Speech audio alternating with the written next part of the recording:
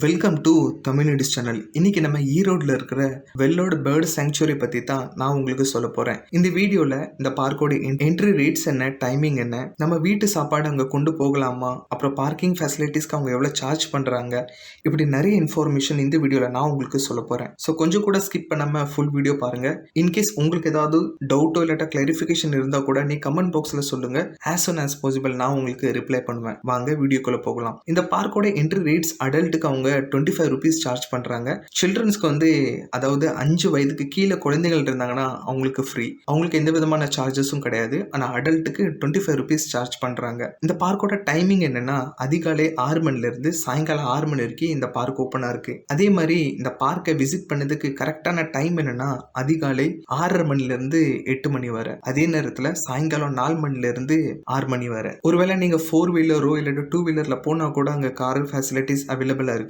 ஆனா நீங்க கார் பார்க்கிங்க்கு தனியா பே பண்ண வேண்டி வரும். இந்த பார்க்குக்கு உங்களோட வீட்டு சாப்பாடு கொண்டு போலாமா அப்படின்னு நீங்க உங்களுக்கு கேள்வி இருந்துச்சுன்னா கண்டிப்பா கொண்டு போகலாம். அதே மாதிரி பார்க்லயும் கேண்டீன் ஃபெசிலிட்டிஸ் அவைலபிளா இருக்கு. இந்த பார்க்கை விசிட் பண்றேன்னு உங்களுக்கு பிளான் இருந்துச்சுன்னா நீங்க கேமராவோட நீங்க பைனோகுலரும் கேரி பண்ணலாம்.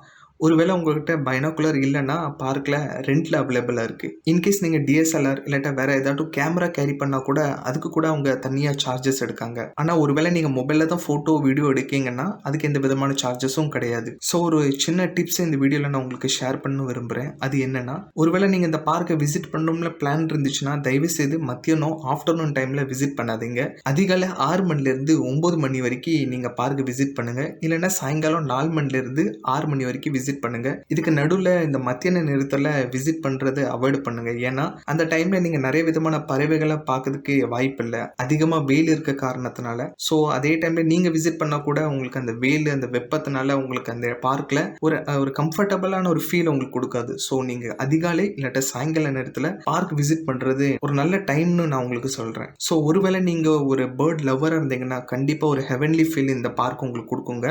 ஸோ கண்டிப்பா விசிட் பண்ண வேண்டிய ஒரு பார்க்கு. ஸோ இந்த பார்க்கோட ஏதாட்டும் உங்களுக்கு கேள்விகளோ இல்லாட்டி ஏதாட்டும் கிளாரிஃபிகேஷன் இருந்தால் நீங்கள் கமெண்ட் பாக்ஸில் கேளுங்க. as soon as possible நான் உங்களுக்கு ரிப்ளை பண்ணுவேன். இந்த வீடியோ உங்களுக்கு பிடிச்சிருந்துச்சுன்னா லைக் பண்ணுங்க, ஷேர் பண்ணுங்க, மறக்காம நம்ம தமிழ்நெட் சேனலை சப்ஸ்கிரைப் பண்ணுங்க. தேங்க்யூ.